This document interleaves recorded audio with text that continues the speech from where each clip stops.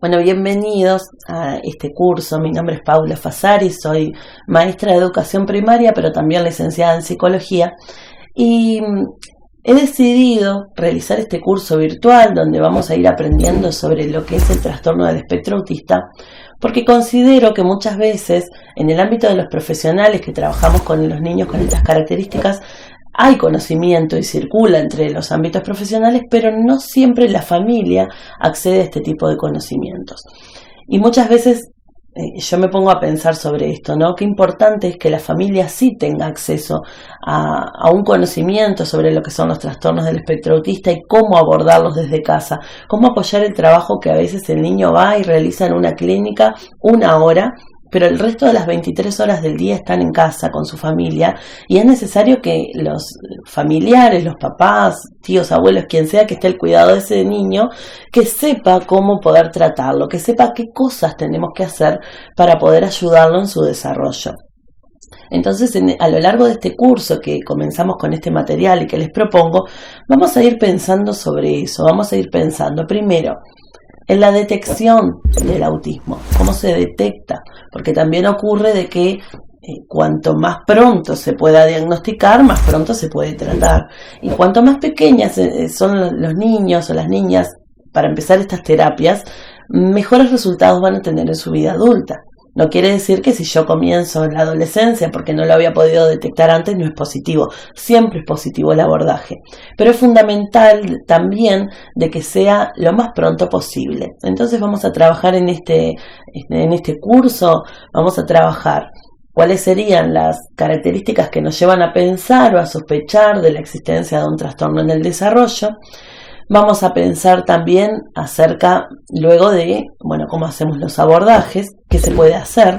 Y lo vamos a pensar desde 2 ámbitos. Lo vamos a pensar desde la clase, en el aula, cómo puede hacer un docente para trabajar con ese niño, porque este material probablemente muchos docentes accedan a ver este material y a querer aprender sobre este tema, porque cada vez son más los niños que tenemos incluidos en las aulas de las escuelas comunes que tienen diferentes problemáticas, entre ellas los trastornos del espectro autista.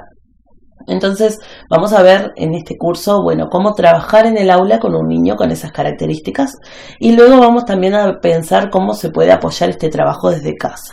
Siempre resaltamos ya desde este primer material que es fundamental lo que es el abordaje a nivel de tratamientos con profesionales, ¿no? No vamos a decir que solamente lo que nosotros podamos hacer desde casa o desde la escuela en esas horas que va es suficiente. Sin duda que los niños con trastornos en el desarrollo necesitan abordajes y apoyos específicos y eso no los vamos a negar porque nosotros estemos haciendo también un trabajo. Pero el trabajo que hagamos desde nuestro lugar, sea como docentes o sea como familia de un niño o una niña con estas características, apoya fuertemente el trabajo que se puede hacer desde el nivel clínico. Entonces, vamos a ver de que esto va a llevar a que el niño encuentre en todos los ámbitos en que se mueve una coherencia.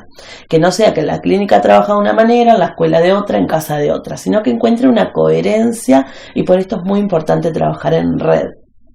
Que estemos comunicados. Es algo que a veces a los docentes también nos cuesta, como levantar un teléfono y llamar nosotros a la clínica donde va. Tenemos que acostumbrarnos, son cosas muy positivas para poder trabajar, como les decía, con coherencia con ese alumno que tengamos, ¿no? Entonces, vamos a empezar pensando acerca de qué es esto de un trastorno generalizado en el desarrollo. Muchas veces en los informes que recibimos los docentes nos dice que el niño tiene un diagnóstico de TGD, trastorno generalizado del desarrollo, pero no sabemos bien qué es. Entonces vamos a comenzar pensando sobre el desarrollo. Primero que nada, vamos a pensar sobre desarrollo. ¿Qué es lo normal, digamos, en el desarrollo? A mí no me gusta mucho usar la palabra normal. A mí me gusta usar la palabra esperable. Porque en el desarrollo sí hay ciertos ítems que se van cumpliendo dentro de lo esperable en nuestra vida. Les pongo un ejemplo muy claro. Yo no puedo esperar que un bebé de 4 meses camine, pero ya es esperable que lo haga cercano al año. Entonces, en nuestro desarrollo, la psicología evolutiva ha determinado ciertas cosas, ciertas conductas que podemos ir desarrollando según la etapa de la vida en la que estemos. Y eso es como una pequeña guía para los padres, para los pediatras, para los docentes, bueno, para cualquier persona que trabaje con la niñez, para poder ir viendo en qué medida ese desarrollo infantil se está dando. Entonces encontramos que, por ejemplo, en cuanto al habla, al año el niño más o menos tiene que estar diciendo unas 10 palabras. Al año más o menos camina. A los 3 años ya tiene que poder hacer frases cortitas. Bueno, hay una serie de pautas. Después, cuando nosotros pensamos en otras cosas que el niño va logrando en su desarrollo, encontramos, por ejemplo, que en un momento aprende a leer. Y si bien más o menos decimos es a los 6 años que aprenden a leer, 6, 7, bien sabemos que los niños no son maquinitas y ahí lo vemos clarito. Hay niños que ya tienen la madurez para llegar y a hacer eso de leer a esa edad y otros niños que no, que tenemos que darles más tiempo y más estimulación, y no porque tengan ningún problema, sino porque simplemente es un momento de desarrollo. O sea que nosotros tenemos un desarrollo parecido, hay ciertas etapas que se van cumpliendo, pero no quiere decir que sea idéntico en todos los niños. Ese desarrollo es un desarrollo, como les digo, guiado o orientado por lo que ha estudiado la psicología evolutiva, que estudia eso, la evolución del individuo, las diferentes etapas y lo que se puede esperar de ese individuo. Muchas veces en muchos países como el mío, que es Uruguay, cuando vamos a los carnets de salud de los niños, donde el pediatra va anotando su crecimiento y todo, allí incluso encontramos una guía para los padres de qué esperar entre los 0 y 3 meses y así, ¿no? Nos va dando como pautas de cosas que tenemos que observar, que más o menos nuestro hijo, a los que somos padres, las está cumpliendo. O sea que son todo pautas guiadas respecto al desarrollo de lo esperable desde la psicología evolutiva. Ahora, cuando hablamos de un trastorno generalizado del desarrollo, ya nos podemos ir dando cuenta que estas pautas de desarrollo se ven afectadas. Entonces, un niño que tenga un diagnóstico de trastorno generalizado del desarrollo quiere decir de que todas las áreas están afectadas, todas, porque eso es generalizado, se afecta lengua, se afecta matemáticas, se afecta lo motriz, se afecta, bueno, todas las áreas del niño se ven afectadas. ¿Qué quiere decir eso? Que el niño va a aprender, pero va a aprender un poquito más lento. O sea que no podríamos decir que un niño con TGD no aprende. No, siempre aprende. El tema es que ese niño aprende a otro ritmo. No a ese ritmo que la psicología evolutiva nos pautó para cada etapa de la vida, sino que aprende a un ritmo más propio. Es un ritmo un poco más lento. Y nosotros tenemos que saber acompañar y estimular. Entonces vamos, ahora que hemos establecido un poco lo que tiene que ver con esto del desarrollo, vamos a pensar, porque ustedes se lo pueden encontrar en las concepciones antiguas pero recientes acerca de lo que sería, de cómo se clasificaba el autismo, y vamos a pensar ahora cómo se clasifica los trastornos del espectro autista. Las clasificaciones anteriores, lo que guía siempre las clasificaciones de este tipo de cosas, es un manual diagnóstico que se utiliza a nivel mundial, que es el manual diagnóstico de los trastornos mentales, el DSM-4, 4 porque ya es la versión que lo categorizó, ¿no? Y bueno, y allí se hablaba de los trastornos del desarrollo dividido en 5. El primero de ellos, no necesariamente los vamos a nombrar en orden, pero les voy a contar cuáles son. Uno de ellos es el síndrome de Rett. Es un síndrome que solo afecta a las niñas, que ha estado estudiado de que lo que ocurre es que la niña desde que nace está perfecta, nace con buena salud aparentemente, se desarrolla bien, hace todo lo que hay que hacer en las primeras etapas como bebé, va creciendo normal hasta que en cierto momento su cráneo deja de crecer. Pero eso no quiere decir que su cerebro no siga creciendo. Entonces, ¿qué comienza a pasar? El cerebro se encuentra oprimido porque el cráneo no creció. Al encontrarse oprimido, el cerebro comienza a sufrir y se comienzan a perder habilidades que la persona había ganado. Entonces, por ejemplo, si había aprendido a caminar, puede que deje de caminar, si había aprendido a hablar, puede que deje de hablar, y así. El síndrome de Rett es genético, afecta solamente a niñas, aunque los varones en su genética lo pueden pasar. Pero en esta cuestión de que el cráneo deja de crecer, ocurre en niñas. Ese es uno de los trastornos generalizados del desarrollo que categorizaba antiguamente y les digo, no tan antiguamente porque hace unos pocos años de esto, el DSM-4.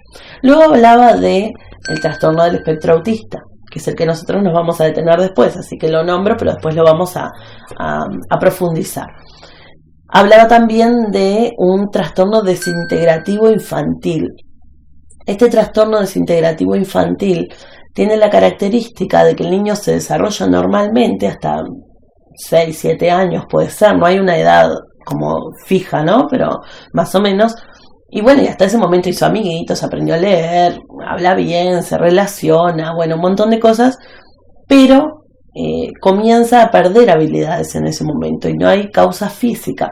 Vamos a aclarar en este punto que usualmente cuando se trata de cosas que tienen que ver con lo neurológico, por el poco conocimiento que tenemos del cerebro, no podemos siempre afirmar, bueno, esto ocurre por tal problema en tal parte del cerebro, no sabemos. Sí sabemos de que hay un funcionamiento distinto, pero no podemos decir siempre neurológicamente a qué se debe. Lo que ocurre con el síndrome desintegrativo infantil es que el niño todas esas habilidades que venía ganando las comienza a perder. Y es como muy dañino este síndrome, porque hace que el niño pierda muchas cosas que había ganado como habilidades y que realmente se mete cada vez más para adentro y es como bastante feo y difícil de trabajar. No es tan frecuente el síndrome desintegrativo infantil, pero existe y hay que diagnosticarlo muy tempranamente y estimular mucho para que no continúe dando esas pérdidas de habilidades adquiridas, ¿no? Luego tenemos también los trastornos generalizados del desarrollo. Se nombran así aquellos trastornos que todavía no sabemos dónde categorizar, porque hay que esperar ciertas edades. Por ejemplo, yo no puedo decir que el niño tiene dificultades para socializar, por ejemplo, si no tiene edad para socializar.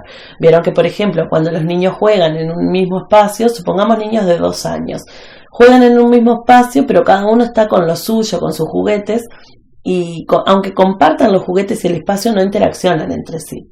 Con el tiempo vendrá esto de invitarse a jugar, de hacer una historia juntos. Entonces, yo no puedo decir que el niño tiene problemas en lo social hasta que no esté en edad de desarrollar eso social. O no puedo decir que tiene un mal desarrollo del habla si no está en edad de hablar, ¿no? Entonces, cuando no se sabe todavía a cuál de los diferentes síndromes o trastornos puede corresponder, se le llama TGD en general, trastorno generalizado del desarrollo. Y a medida que el niño crece, tal vez ahí se podía clasificar y decir, bueno, tiene autismo, tiene desintegrativo infantil, tiene tal cosa, ¿no? Lo otro que se nombraba, el quinto que se nombraba, era Asperger, que hemos escuchado mucho hablar de Asperger y siempre se habla como que las personas con Asperger parecen, bueno, poco más que genios. Bueno, en realidad no es así.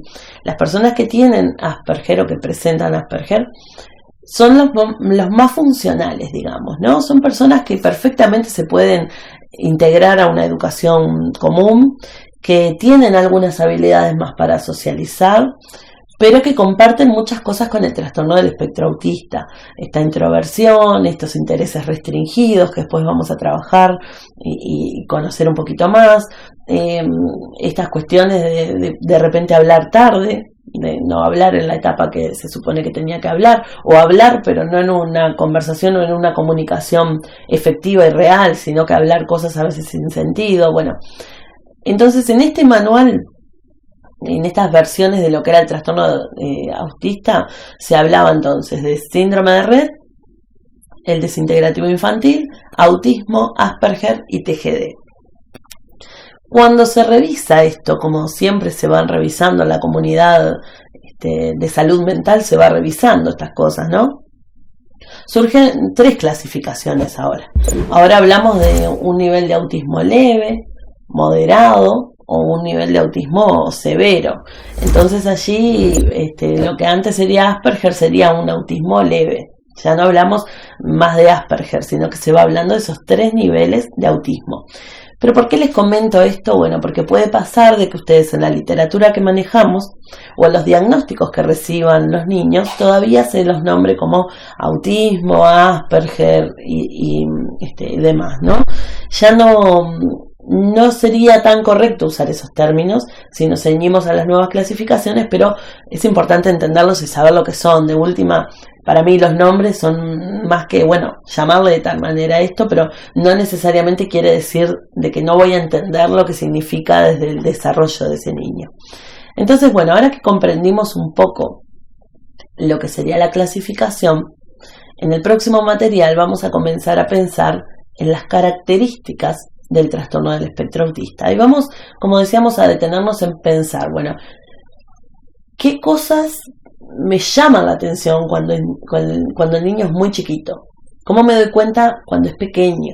¿Qué cosas ocurren con el niño en etapas tempranas que a mí como padre o como docente me haga dudar y decir, capaz que tenemos que explorar a ver si hay alguna dificultad? Siempre yo digo, es muy bueno consultar tempranamente. Si resulta que el niño no tenía ninguna dificultad, perfecto, no pasa nada, genial. Pero ¿y si sí tiene una dificultad? Bueno, si sí tiene una dificultad, es mejor detectarla en etapas tempranas que esperar mucho más tiempo, ¿no? Una vez me ocurrió, por ejemplo, en un curso que estábamos dando sobre este mismo tema, que una docente había concurrido al curso para aprender, dado que tenía un alumno muy chiquitito de 2 años con diagnóstico de TEA en su clase. Y a lo largo de que transcurrió el curso, ella comenzó a darse cuenta que un hijo adolescente que tenía ya con 15 años tenía muchas características de esto que estábamos hablando, pero era un chico que no tenía ningún tipo de diagnóstico, pero que siempre se había sentido como raro, como que era diferente a otros chicos de su edad, y eso había afectado su autoestima.